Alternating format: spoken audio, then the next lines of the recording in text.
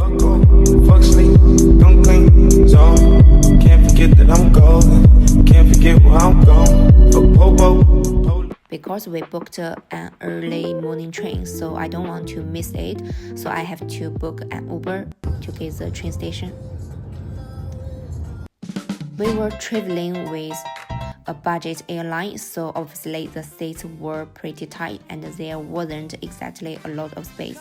But honestly, the moment we arrived, things got so much better. There was a good car waiting to pick up us, and the price was surprisingly cheap. For a moment, I genuinely feel like we were getting VIP treatment.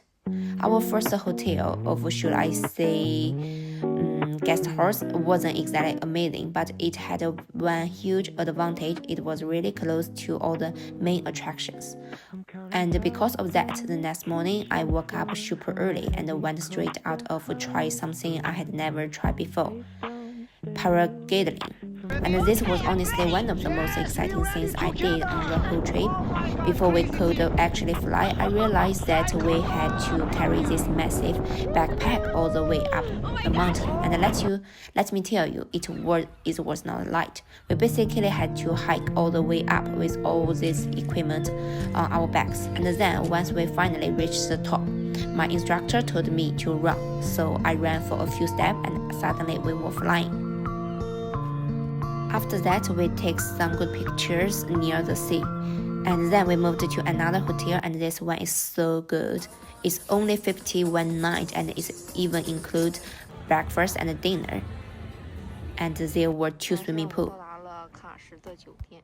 Then, on our 4th night, we headed to Kash, and this was definitely the most expensive hotel we stayed in during the trip. It was around $220 a night, but the views were absolutely beautiful.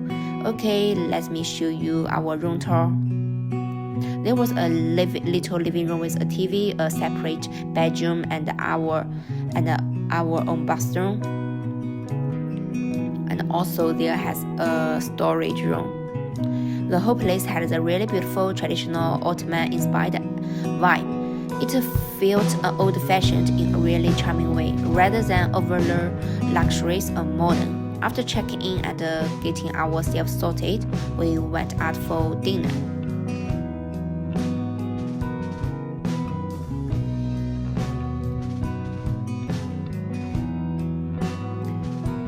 Because Turkey is 2 hours ahead of the UK, so when it was 10 p.m. in Turkey, it was 8 p.m. in UK. So we were having dinner pretty late, and there was one thing we quickly realized about this hotel. It was incredibly difficult to find. If you didn't take a taxi, you basically had to walk uphill for more than 1 hour, and we had all our bags with us. So yes, by the time we finally arrived, we were exhausted, but the dinner definitely made up for it.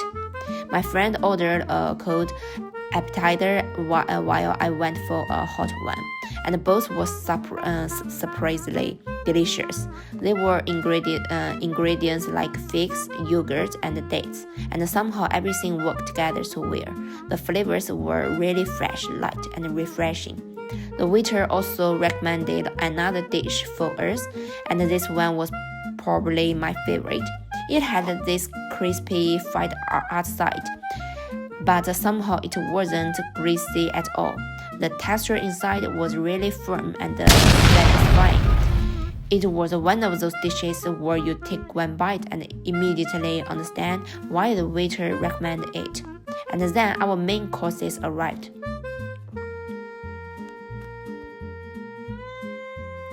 I ordered a beef rich dish, while my friend went for chicken and mushroom pasta. But what I really liked about the food here was that nothing tasted completely ordinary. They had their own way of preparing everything. Even the pasta was different from what I normally have in restaurants. It almost tasted like the pasta had been fried first and then cooked again.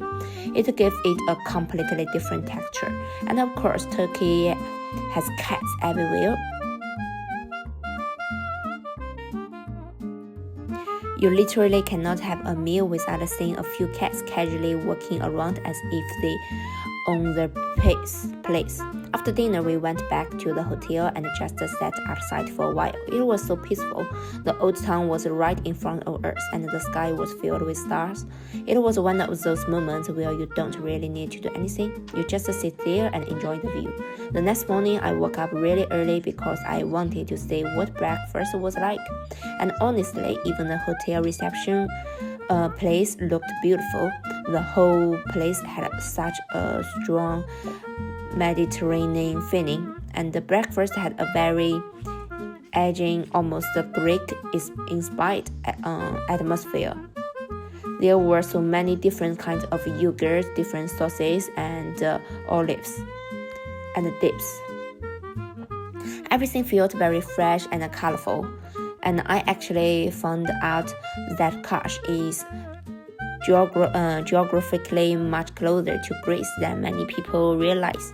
So the food and culture here can feel quite different from other parts of Turkey. The flavors are generally lighter and fresher with a very Mediterranean influence. Even the architecture and hotel design had that same feeling. It almost felt like a little meeting point between Turkish and Greek culture. Historically, the area has a lot of interaction with nearby Greek islands. There were trade connections, families, and communities moving between the two sides. And over time, traditions and cultural influences naturally became mixed together. And I think that's one of the most interesting things about traveling. You can actually see history in everyday life, not just in museums of old buildings, but in the food, architecture, and even the way people live. So I decided to have a little look around the rest of our hotel.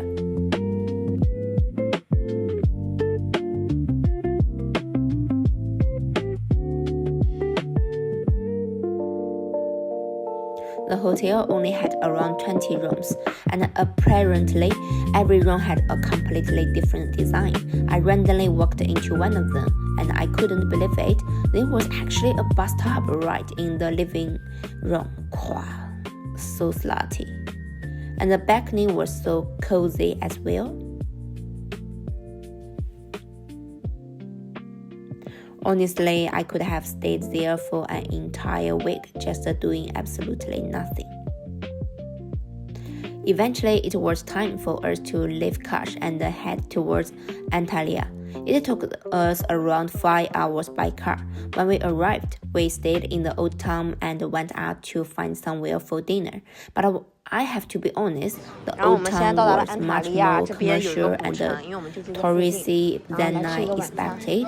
There were plenty of restaurants, but it was quite difficult to find somewhere that felt genuinely local. The prices were also higher, and unfortunately, the food we had wasn't particularly impressive. So I definitely wouldn't say this was our favorite meal of the trip. But the next day completely changed things. We went out to sea, and this was probably one of the most beautiful parts of our Antalya trip. We took a small boat out into the Mediterranean, and eventually it brought us to this incredibly clear, very blue-colored stretch of water. The sea was honestly stunning. You could see people jumping straight off the boat and swimming in the water. And of course, we couldn't resist either. The water was so clear and beautiful that you almost didn't want to get back on the boat.